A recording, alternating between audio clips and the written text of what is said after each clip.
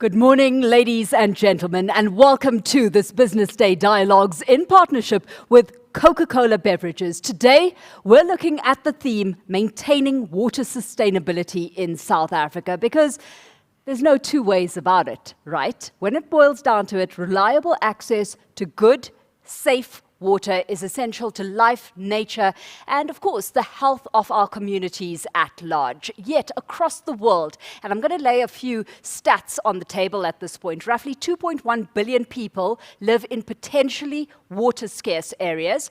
Over 80% of the water waste generated by society flows back into the environment without being treated or reused. And by 2050, global water demand is expected to have increased by 30%. So the conversation we're going to be having right here today is to center around water conservation and, of course, restoration, the importance as well of partnerships and the role they play in helping to boost water resilience in communities to achieve some of our water sustainability goals. Joining me for the discussion this morning, Nozingcelo Ngcobo, who's Director of Public Affairs, Communications and Sustainability at Coca-Cola Beverages, South Africa. Babongile Mandela, who's Director of Public Affairs, Communications and Sustainability at the Coca-Cola Company. And with us online this morning is Jennifer Molwantwa. She's CEO of the Water Research Commission. So welcome to you all. Thank you all for joining us, whether in person or virtually this morning. And before we get into the conversation, I'd like to just address our online audience with us today. And I have to say this very loudly right at the top, that while the conversation is going to be playing out here for the most part, you can pop any questions you might have that gets triggered along the way into the chat box on your screen. Those will then be relayed over to me, and I will pose them to any of our panelists with us today on your behalf. We really want to keep the session very interactive, so please, I encourage you to use the opportunity to get involved. All of that being said, let's kick things into gear, and I'm going to start off in the virtual realm, Jennifer, bringing you into the space right at the top by setting the scene for us when it comes to the water crisis we're facing in South Africa, but in Africa at large right now. What supply-demand scenario are we looking at when it comes to our water resources, and how much of a growing problem do we have on our hands? Thank you very much, Alicia, and thanks for the question. I think you did very well by initially setting the scene, giving a global picture.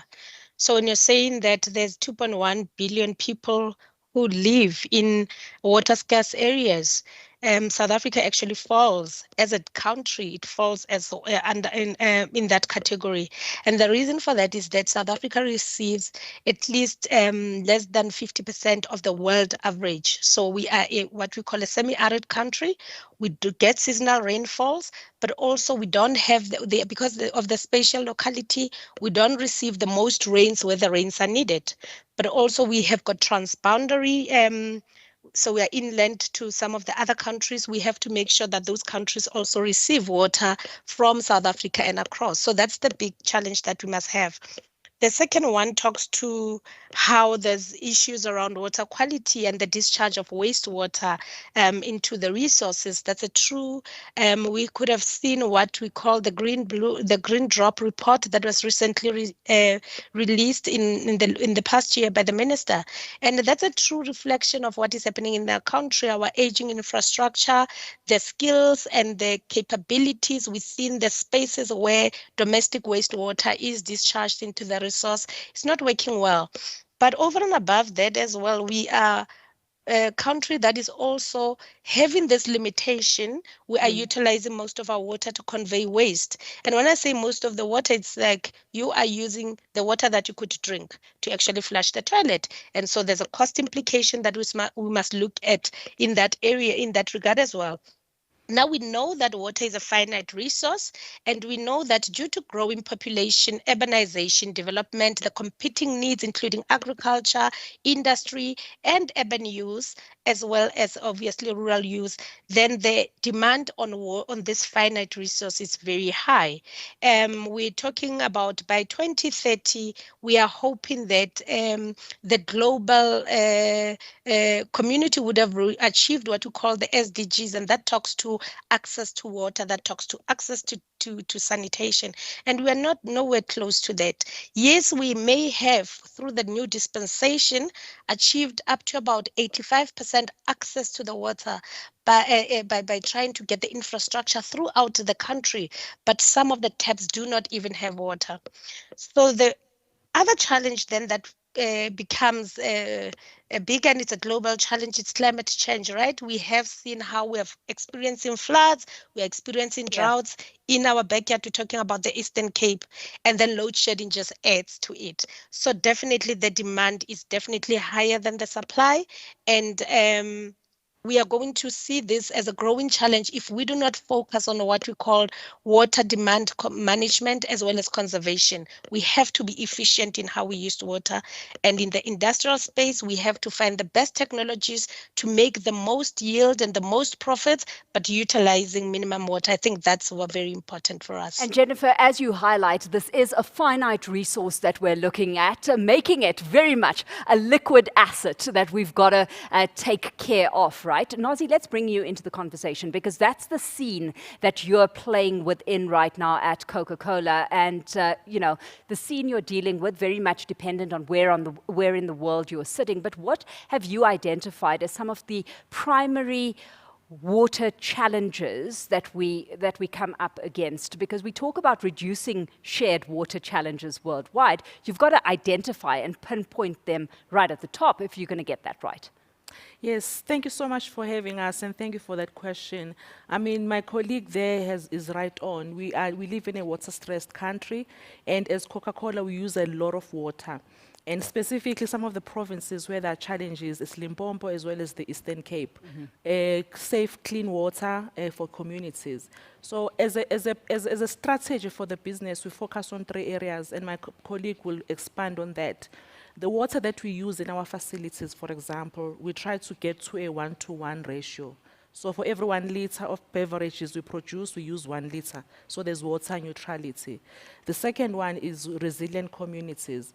And through these initiatives such as solar panel, water boreholes, watersheds, and all of those things, we really try and replenish water and making sure that we make water available, clean drinking water available for communities. So our focus areas right now is Limpopo. It's across the country, but our priority right now is Limpopo as well as the Eastern Cape. Babongile, let's get specific at this point because Coca-Cola has released its 2030 water security strategy, which takes a very holistic approach to achieving water security, to tackling some of these challenges head on. Take us through, first of all, the thinking behind that strategy and some of the goals and targets that have been laid out by the 2030 plan. Oh, sure, thank you. And I think the thinking behind it, from a perspective of a Coca-Cola company, we recognize that we're a company that operates across the world. And if we are going to be talking about shared futures, we are going to have to be part of the solution that has been identified by your intergovernmental organizations such as United Nations. So we understand that at the beginning we had the Millennium Developmental Goals. And when we got to the end of it, one of the diagnoses was that private sector was not playing a meaningful role and there was an absence of capital to enable us to achieve those goals. So Coca-Cola took a deliberate decision that now that we are talking about the Sustainable Developmental Goals 2030, we are going to ensure that we're at the forefront or ensuring that we do contribute towards generational equity, specifically around 3 areas, which is water, waste, and empowerment. But for the today's topic, we'll focus on the water side of it. And within that, we then look at areas that are water insecure, where we operate. In the case of South Africa, we would identify catchment areas where our operations are, where that catchment area supplies major cities. So as my colleague Nozi has mentioned, that would be in Limpopo, in Gqeberha, Eastern Cape, and Western Cape. Yeah. Those are the three areas identified as what we call leadership location.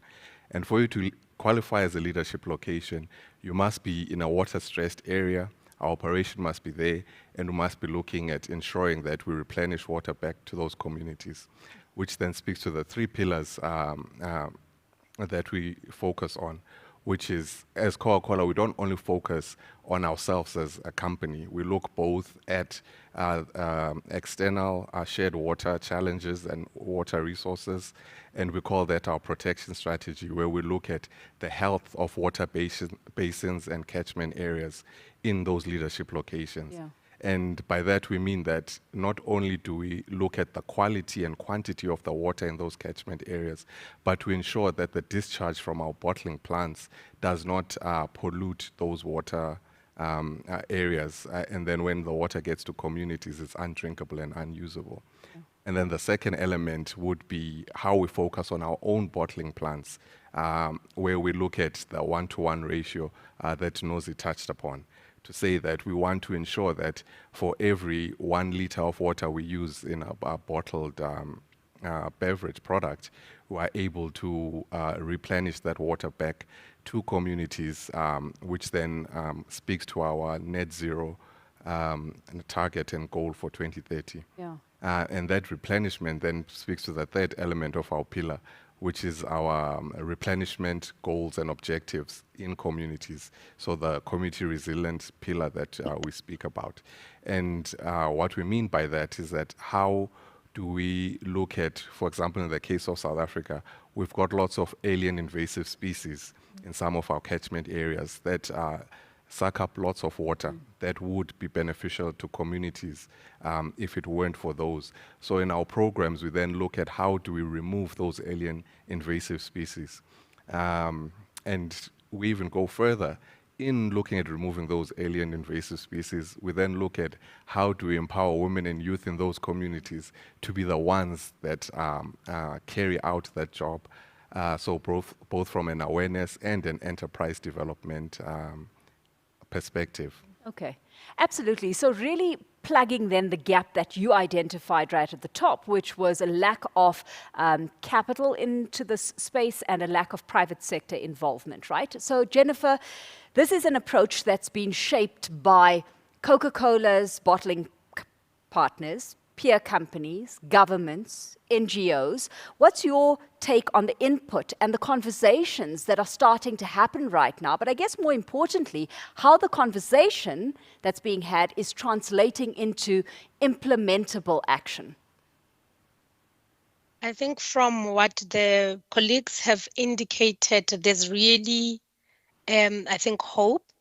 We've always identified and recognized that the role of the private-public partnership is immense. We've always said government can't do it on its own, municipalities can't do it on its own. And as we partner and we identify some of these challenges and issues and we come up with solutions, it becomes very useful.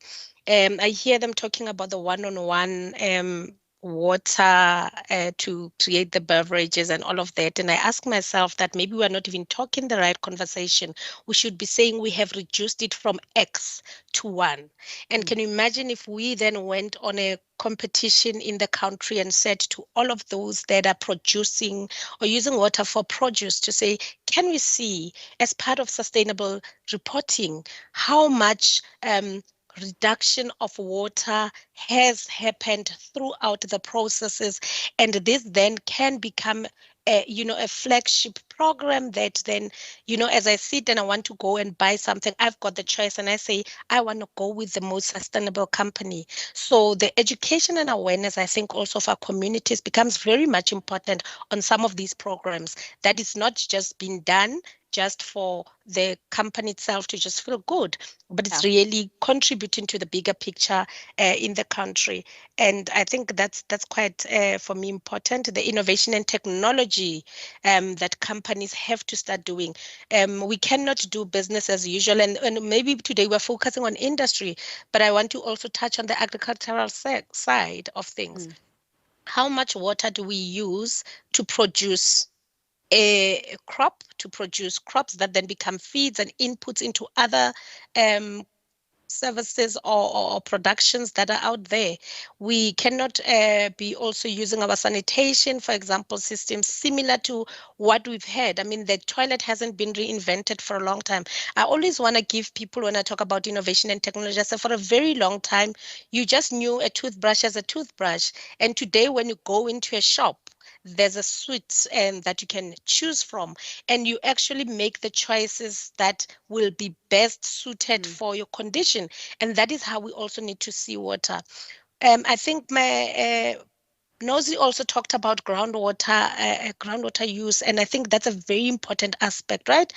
As a people, when you talk about water, we talk about water that we drink, we talk about the river that we see, we never think about groundwater, and that's a big resource. But what also science has shown is that there is feed from the surface water to the groundwater. So we need to be saying to ourselves, it can't be one blanket approach. In Yeah. some areas, we're going to be using groundwater. In other areas, we have to use conjunctive use, which means one or the other. And in other areas, we really have to be uh, bold enough to say we have got a coast to coast in our country, and some of the municipalities must now start using desalination to ensure that there is sustainability. Of course, there'll be a cost associated with it, but we say water is life, right? Sanitation is dignity. We really should be walking the talk as we're talking around these issues. Absolutely. So let's home in on walking the talk here, because it starts to speak to Nazi about an alignment and a synchronization starting to happen between the 2030 water security strategy that's been laid out and Coca-Cola Bottling Company South Africa's water stewardship vision. So spell that stewardship vision out for us and where exactly that's taking us to solve some of the, the points that Jennifer's highlighted there. So for us, stewardship is doing something tangible that can be verified by an independent organization in terms of what we're claiming.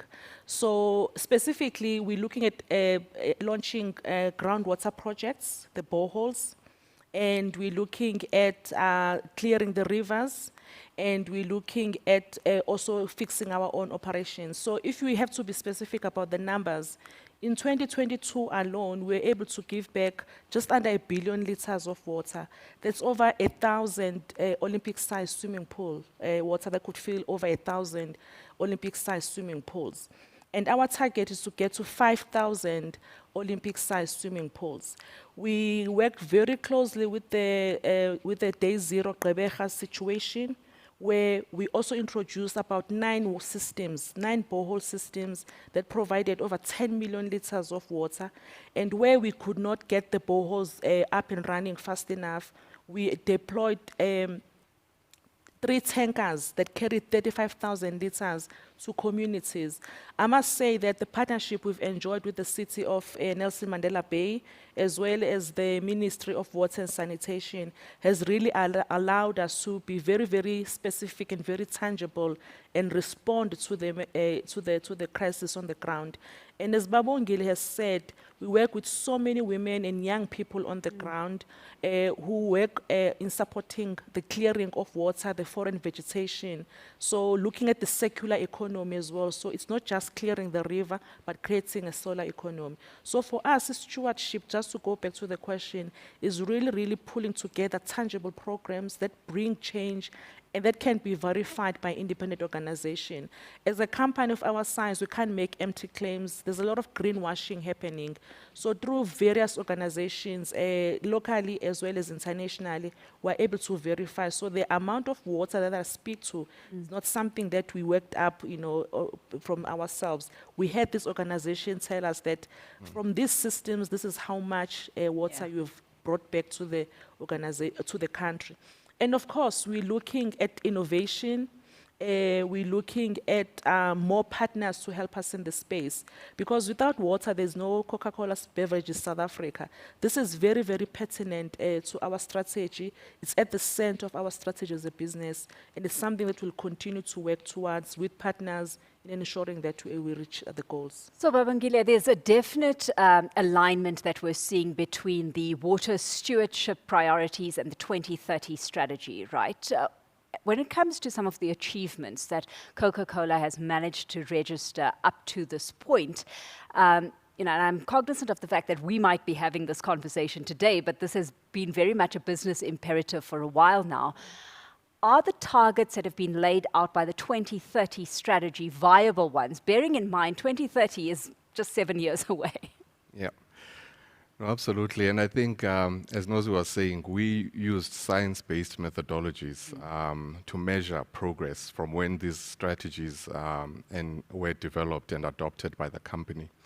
When it comes to the water use ratio, for example, an element raised by our CEO there online is how do we track the change so that people can know progress. We moved from an average of a ratio of 1.9 to currently averaging 1.3.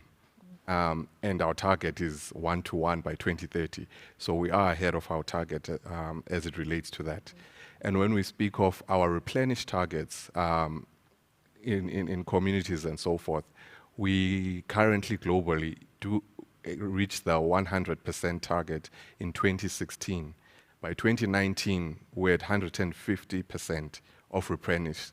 So now we replenish more water than we actually use to produce our beverages. So we're way ahead of our target when it comes to that, which is why I think from the UN Water Conference that happened in March, our global CEO, James Quincy, said we now want to expand to say we want to be leaders amongst industry players, to say that Coca-Cola will take the mantle. We've got the methodology, we've got the proof points. How do we then look at other large water users within the beverages sector and beyond, and say that how do we take a common approach using the proof points that we have and the methodologies that we have as Coca-Cola to ensure that the countries we operate in, the communities that we operate in, do achieve water security by 2030. And by the way, we know that SDG 6, which is speaks to water, is one of the SDGs that is lagging far behind in the SDGs that were adopted in terms of its targets and goals for 2030. I'm going to drill you a little bit further on the partnerships and how you're extracting lessons, but imparting those lessons broader than within the Coca-Cola sphere in just a bit. Before I do, Jennifer, you're an independent voice here, right? And we're having a very honest and a very frank conversation right now. What, for you, have been some of the impediments or key challenges to an effective water strategy? And given what you're seeing play out now between the private sector and government, as Nozi highlighted, do you feel like everyone is singing off the same hymn sheet? Thanks for that question. Yes, the challenges, I think, the issues that water provision is a public good, but it's also a commercial good, right? And it has to be done as per the constitutional imperatives that everybody has the right to access to water, but also everybody has got a responsibility on how they utilize that water. Everybody has got a responsibility in paying for that water. So the impediments include, I think, from what we've spoken about a blue and green drop reports, we look at the skills. Do we have the right skills and the requisite skills? And I think what colleagues are presenting here, it's very refreshing, because in private sector, right, your performance is managed, and you have to perform. You set targets, you have to perform, you're measured against those. If you don't deliver, then there's consequence management. But unfortunately, we're not yet there, I think, in the water provision public space, government space in general. It is there on paper, but do we really effectively do that? Because then we shouldn't be where we currently are at. So I think there'd be a lot of lessons to be shared and to be learned from. How do you come from a plan that says you have got 1.9 per is to 1 ratio, and then you set your target so high, and then you incrementally work on that? Those are lessons that we should be learning from one another. I think the issue around infrastructure, which is aging, we talk about non-revenue water in South Africa, wherein from the water board, you would have treated 10 liters of water and you are sending it to the water services provider, who would be your local municipality or whoever it is. But between that and what is being, it reaches households, you are losing about 30% of that water. That is money, that is water. And with the work that Coca-Cola is doing currently, all of that hard work to bring back the water back to the system, some of that water gets lost around the system. So that's very much important. Our regulation around the sales and the true cost of water, our operation and maintenance, those are some of the impediments. Because if we don't operate and maintain the systems adequately, it doesn't matter how much work we do from the public space. Hence, we talked about that partnership to say it's very much important. What we are also have not been very good at, it's a strategic adaptive management, which means changing the processes and systems to fit into the material changes of conditions. So if we experience prolonged drought, how then do we change our systems and processes to make sure that they are adequately responsive to those challenges? And we have not done that very well. But I think with the new ministry, with the new priorities, with the focus that is critical around the public-private partnership, it's very much important that we continue along this path with lessons. And I think Nozi talked about the partnerships. Yes, we are here at the Water Research Commission. I think there's a lot that can be partnered, that we can provide. I really like to emphasize the issue of groundwater, because it's now been used as an option, right?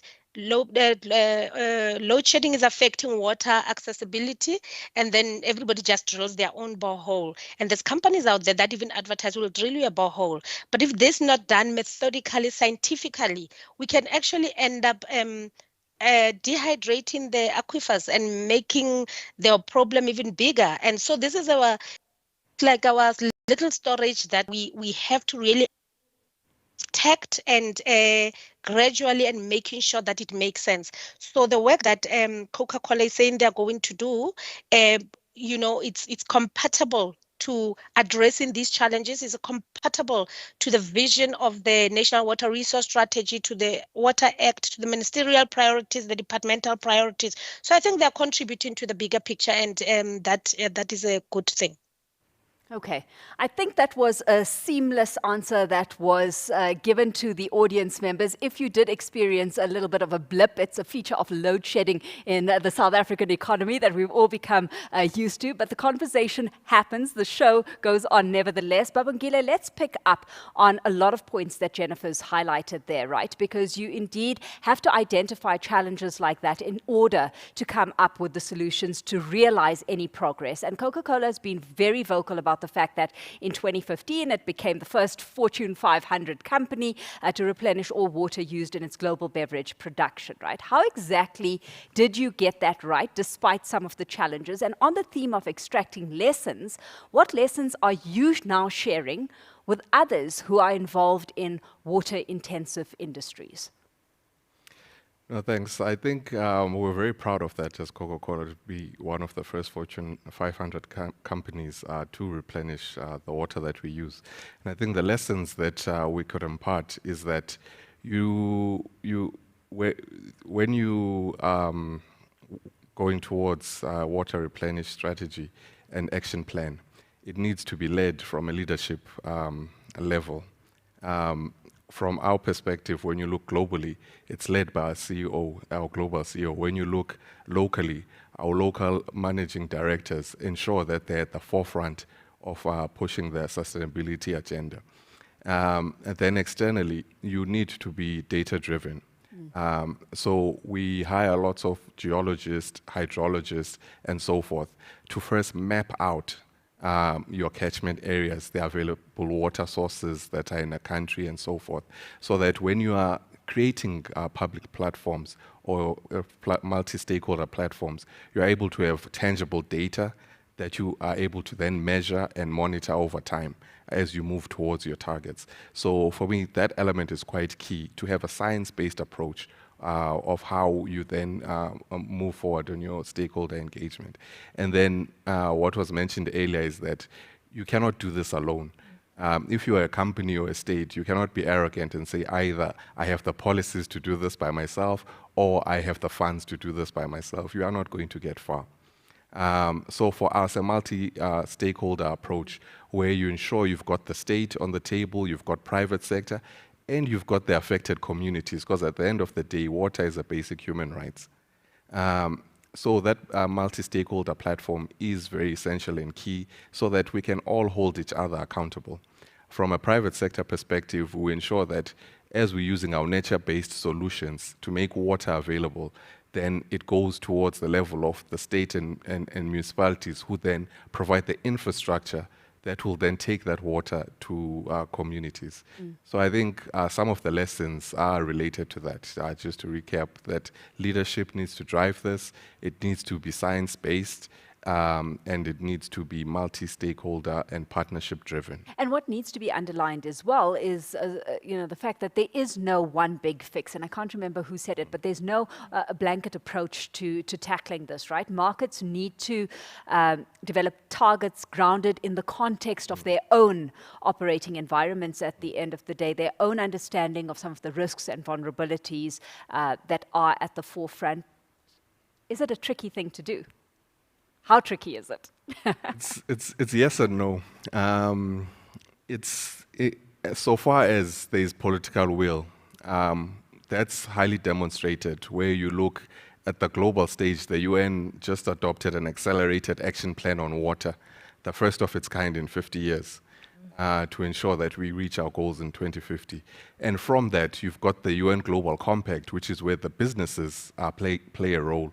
And they've adopted a CEO water mandate, so that businesses ensure that they play their part, ensuring that this accelerated water plan is achieved.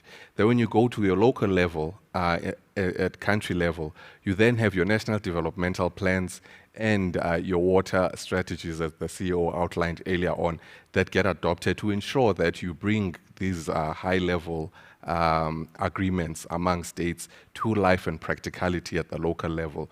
And then you're going to have our bottling partners who are then going to be the drivers in implementing these projects. So in that way, you are able to have synergy, common standards, and moving all in the same direction.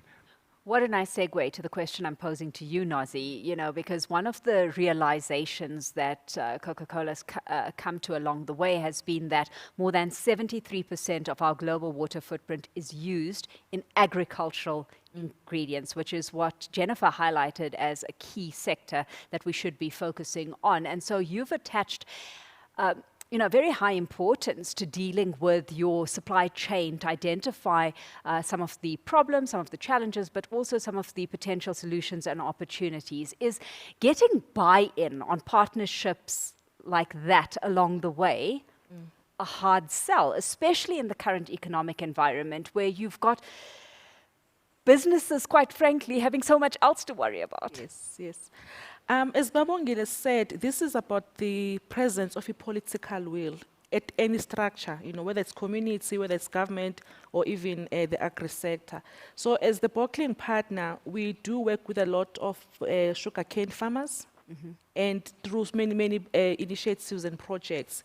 And we try and expand the dialogue to say, over and above having a supplier relationship, there's also the sustainability conversation that we need to have. What are the challenges that you are facing?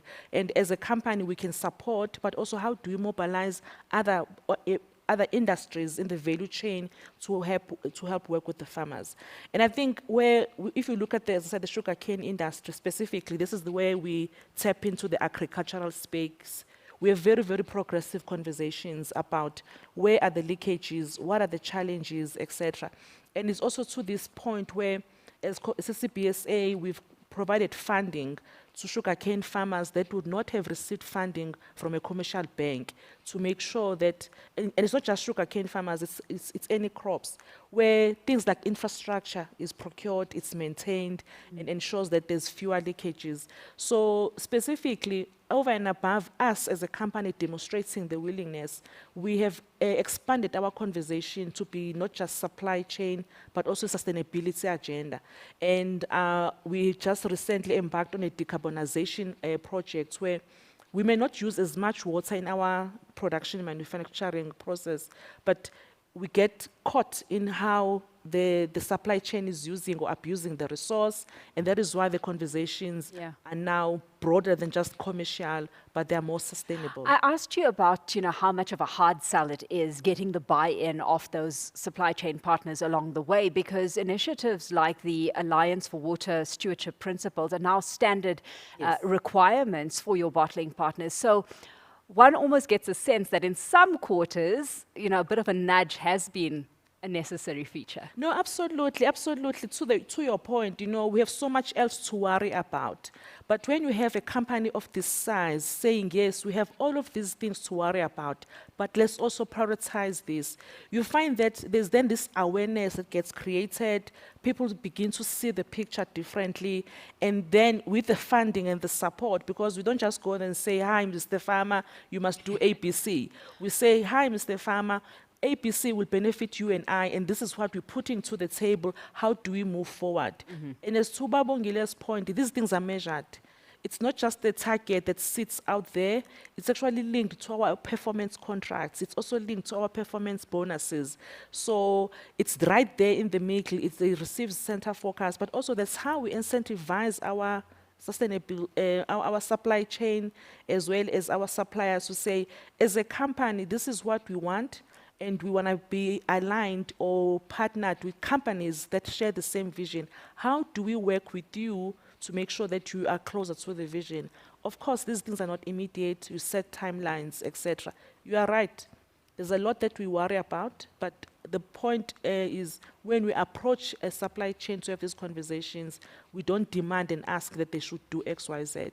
Say, this is for the benefits of the industry, of the country. This is what we're bringing to the table. How do we walk the journey together? And that's the point, Babangile, that this is a path you don't have to walk on alone. There is going to be some hand-holding. I mean, success is dependent, right, on that hand-holding process and how much guidance is given along the way from those who have learned the lessons and are now managing to impart it. No, absolutely. And I think the advantage of being a global company is that you can pick up lessons from various geographical locations where you don't always have to reinvent the wheel in particular countries, but can look at, okay, this has worked in a country that has similar conditions, similar water security challenges, similar economic development and so forth.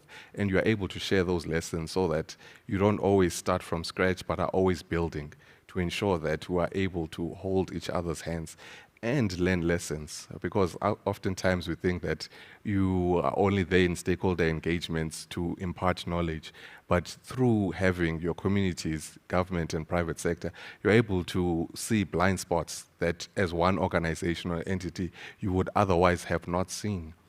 Specifically coming from communities who are the beneficiaries of these water projects, who are the ones who are experiencing the hardships of water insecurity. Yeah. So, Jennifer, what we are seeing here is not only, the implementation of independent plans, but we're seeing it more broadly translate into these broader water stewardship programs and it impacting communities. Bottom line, how are you rating the success of what's in play and how much more can be done by the private sector? Because here we're looking almost at a case of Coca-Cola in isolation, but this is very much a broader story that needs to be told. Definitely, there's plans that we've been speaking to do contribute to the fulfillment of the national plans, do contribute to the fulfillment or the achievement of the SDGs as we talk about the 2030 agenda, and even broader now, the 2050 agenda as that has come out of the conference now with the acceleration to meet the 2030 and then to manage this going forward. But yes, you are saying that then this just goes broader than just the conversation we're having with Coca-Cola. Then what do we expect of others? Look, every industry, every activities around water development happens around communities. And there is a key role that the stakeholder engagement, the participation of the communities can contribute towards.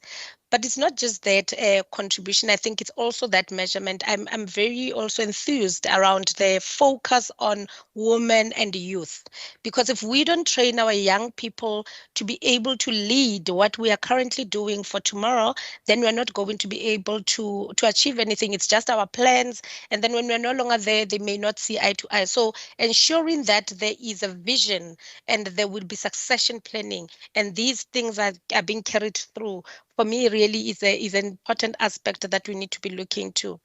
But we often do not touch on the importance of efficiency right through, right? I mean, we could be talking about these things, and I know I'm speaking to the converted, but do we even practice efficient use of water at home? I mean, do I pick up the call when I see water dripping down the road? I don't know how many employees are there at Coca-Cola, but are they also sensitized? Because sometimes we really have got these big plans, this beautiful constitution that really it can be, looked at internationally and by others out there and say, wow. But in the household, we don't kind of seem to see how it translates to the bettering of our lives and other things, despite what has happened over the last 30 years and the progress that has been made. So the question is also at an individual level, at a household level, translating to community level, and all of that, how do we then make sure that there is a build up and all of us can therefore also contribute. And I know it's not their space, but I hear exactly what they're picking on when they're saying leadership must lead and political willingness is going to translate. In South Africa, we know that it's constitutionally right for people to have access to water. And I think I've said it before. And I've decided to be the unpopular person that's going to touch on this subject. But we have the responsibility to also service that water availability. We've got a responsibility to service all sorts of, because when you're looking at our legislative framework, we have got the government can provide the infrastructure, but the services should be paid for by the people so that they can be operation and maintenance and that.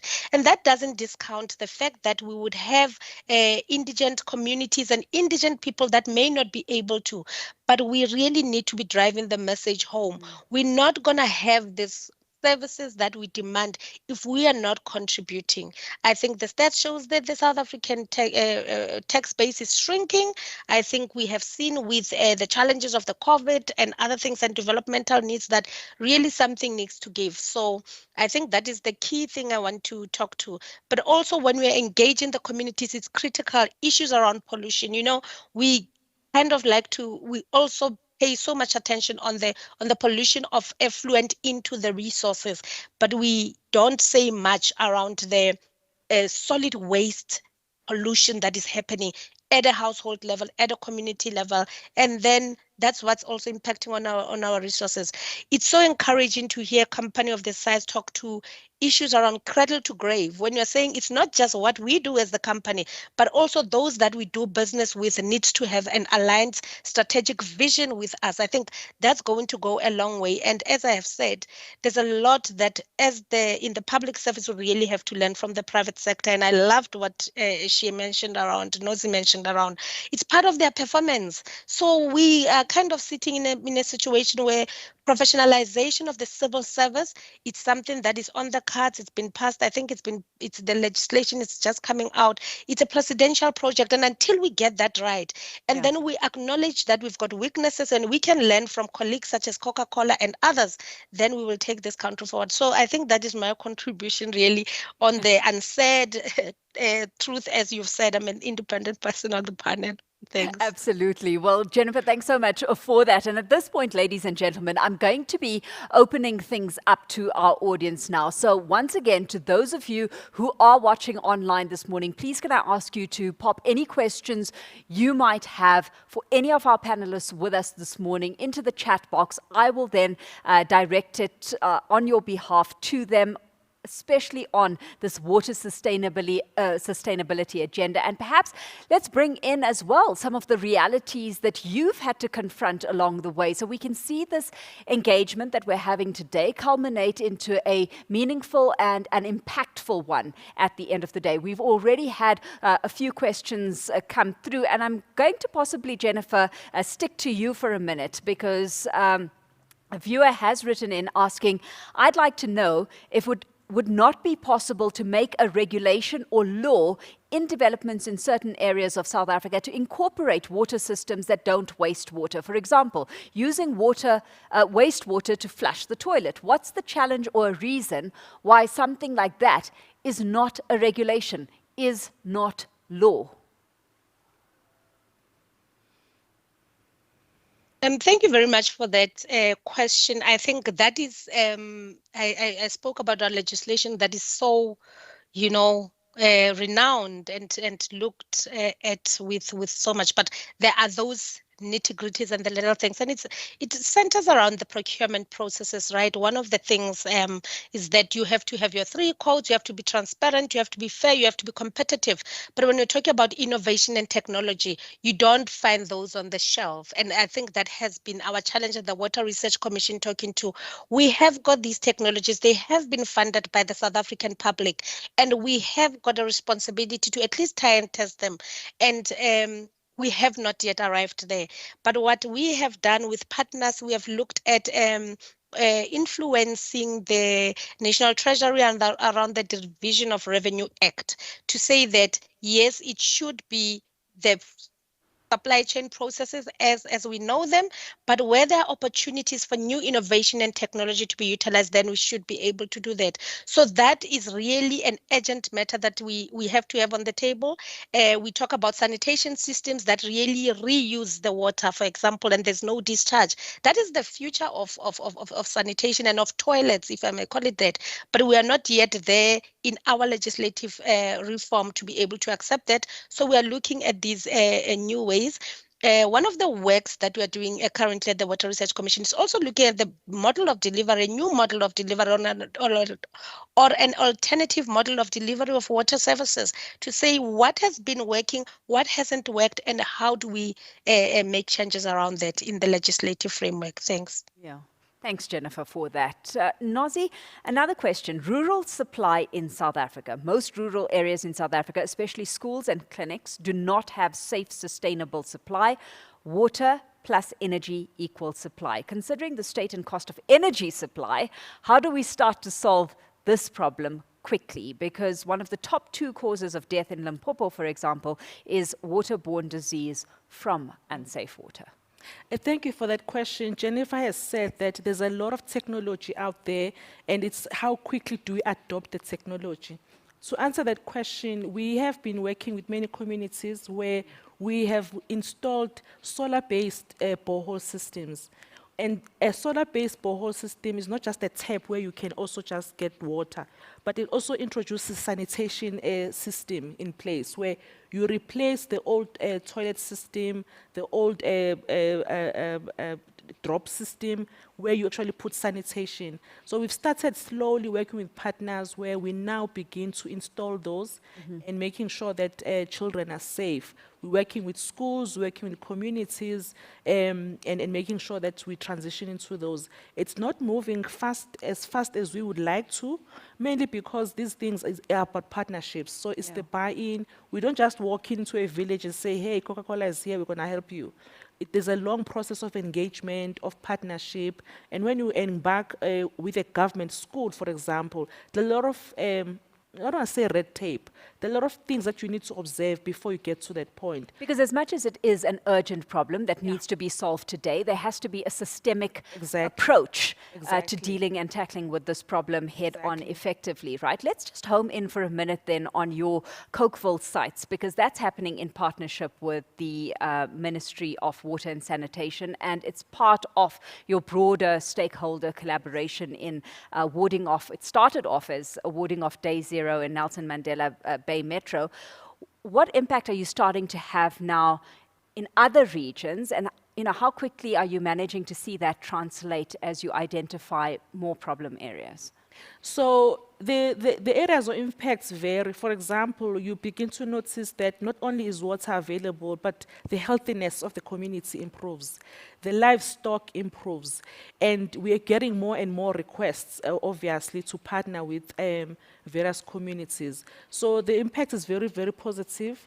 And we have had many testimonies of individuals, of organizations that have said, the level of water-based diseases has reduced by this amount, et cetera, et cetera. So for us, we really have not done a proper analysis and maybe put together beyond anecdotal evidence. This is something we've embarked on.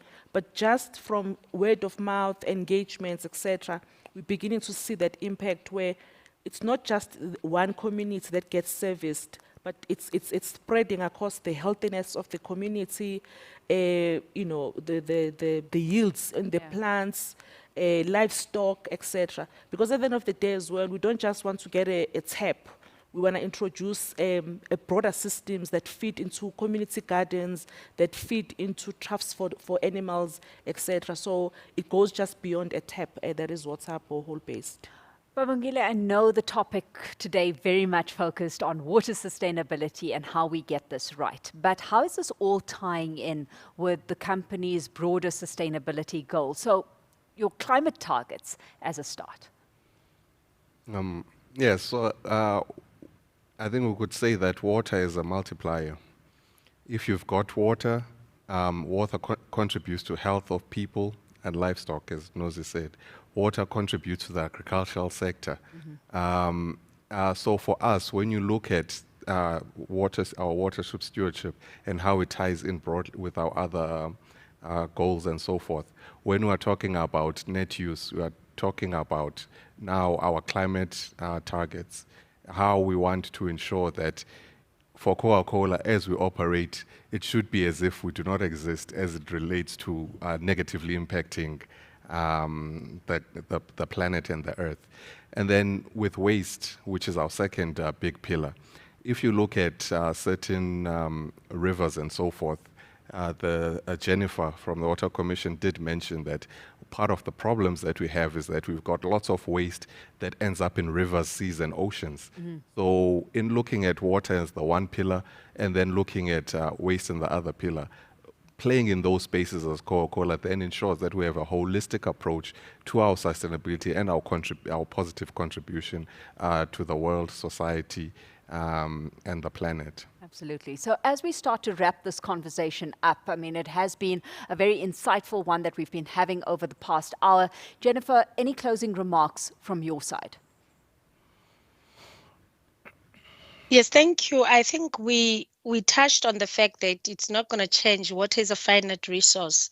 We've touched on the fact that South Africa even falls within those areas that are experienced, that are in water-scarce areas, and how we approach water from now going forward cannot be the same as how we approached water historically. We have to, even when we're building our infrastructure going forward, we have to, and looking at our flood lines, which is some of the work that we're doing, we're redefining our flood lines. Everything we do has to be linked to climate change, because that then affects the sustainability outcomes that we have planned in the past. Right now, our models are becoming outdated because they have to now start factoring in these challenges and these issues. And that's something that we have to look at. We have also recognized that through the professionalized service, performance management.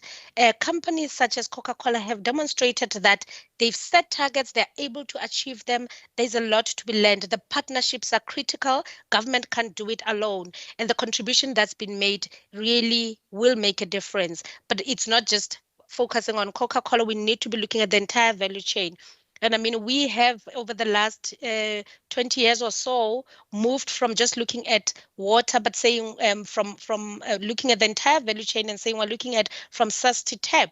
And now, from the UN Water Conference is actually from source to sea, because if it doesn't, it goes from the tap, it goes to the resources, somewhere it has to find itself at the sea. And there's also impacts around that. So the blue economy, also, how do we leverage it to make sure that there is sustainability? How do we get private sector participation in making those realities around the desalination process, because they keep adapting their systems and processes to maximize profits and yields, but also to be sustainable, as indicated in the conversation this morning. So there's a lot that we need to learn. I think we really have to recognize that at the lowest level where service delivery is required, there really has to be high impact and high intensity engagements with that sphere of government. And I think we appreciate that there's been engagements with Gqeberha and others, but we need to go broader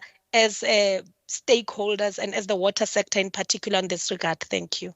So on the back of that, Nazi, what would be your message to stakeholders to start effectively widening the net so that we can become a little bit more aggressive with the targets and how they're being hit?